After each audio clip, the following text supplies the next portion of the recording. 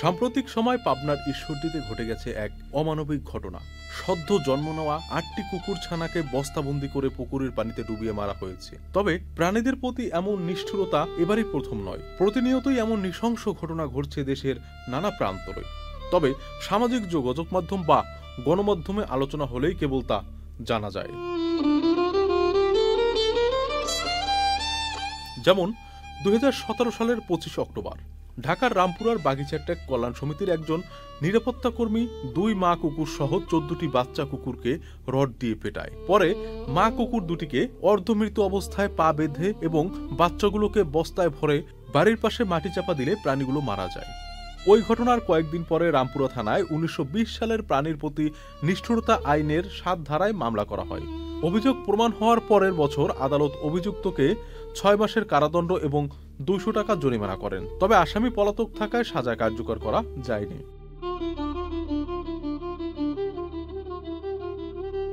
2024 সালের 22 নভেম্বর ঢাকার Mohammadpur Japan garden housing সোসাইটিতে 10টি কুকুর ও একটি বিড়াল মারা যায়। পরে জানা যায় ওই হাউজিং সোসাইটির সভাপতি ও সেক্রেটারির পরিকল্পনায় কয়েকজন মিলে খাবারে বিষ মিশিয়ে প্রাণীগুলোকে মেরে ফেলেন।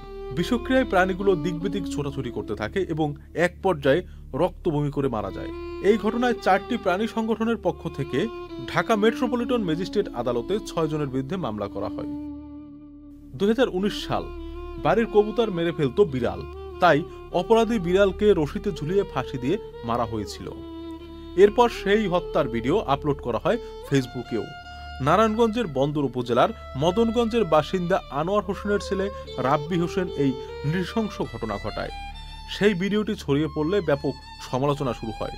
পরে এলএলবি অ্যানিমাল শেল্টার বাংলাদেশের এক সদস্য মামলা করেন।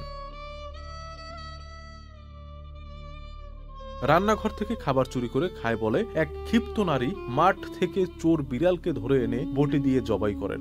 এরপর সেই বিড়ালের বুক চিরে নাড়িভুড়ি বের করে বাড়ির পাশের একটি ধান খেতে ফেলে দেন। আদমদিঘির নসরতপুর ইউনিয়নের দত্তবাড়িয়া গুচ্ছ গ্রামে এমন ঘটনা ঘটে। পরে প্রতিবেশীর আরেক নারী সেই বিড়ালের মরদেহ এনে বরফ দিয়ে সংরক্ষণ করে রাখেন এবং পুলিশে খবর দেন। বিষয়টি জানাজানির পরে বাংলাদেশ এনিম্যাল ওয়েলফেয়ার অ্যাসোসিয়েশন পক্ষ থেকে একজন থানায় লিখিত অভিযোগ করেন। সিটি কর্পোরেশন অনেক বছর ধরেই পথ কুকুর নিধন করেন। তবে 2014 সালের বেসরকারি সংস্থা রিটেকের পরিপ্রেক্ষিতে কুকুর নিধন বন্ধের নির্দেশ দেয় আদালত। সেই আদেশের অমান্য করে 2017 সালের জানুয়ারি মাসে কুকুর নিধনের নামে চট্টগ্রাম সিটি কর্পোরেশন এমন ঘটনায় প্রাণীদের কল্যাণে কাজ করা সংগঠনগুলো ও সচেতন মহল প্রতিবাদে নামে। এখন প্রশ্ন হচ্ছে, আমরা কি কেবল গণমাধ্যম কিংবা সামাজিক যোগাযোগ মাধ্যমে এই সকল নৃশংস ঘটনা আসলেই প্রতিবাদ করব, নাকি নিজেদের বিবেককে জাগ্রত করে এই নিরীহ প্রাণীদের রক্ষা করব?